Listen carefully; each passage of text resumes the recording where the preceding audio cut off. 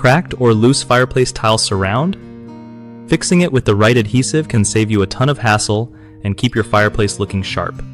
Okay, so first off, you want to make sure you pick the right type of adhesive, like a high-temp thinset mortar or a construction adhesive made for tiles. Before you start slapping glue on, clean up the area real good. No dust or loose debris, because that stuff just makes the repair fall apart later.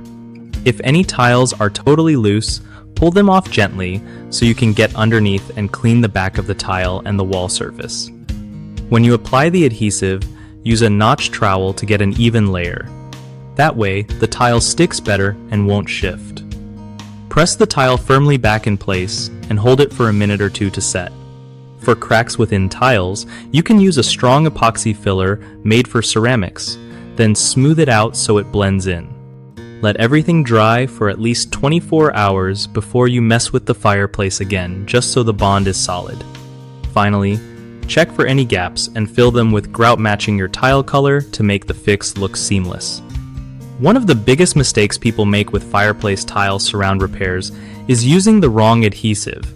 Normal glue or standard caulk won't hold up to heat and moisture, so always go for heat-resistant thinset or epoxy. Another common issue is not cleaning the surface properly before applying adhesive, which causes the tiles to pop off after a short time. Take a few extra minutes to clean and prep.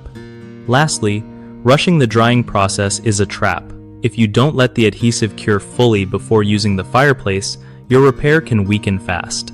Patience here means lasting results. BigHomeProjects.com helps homeowners connect with trusted local contractors who know how to handle repairs like fireplace, tile fixes, making sure you get quality work without the stress. Contractors also benefit from BigHomeProjects.com by getting matched with real clients looking for their skills, so everyone wins.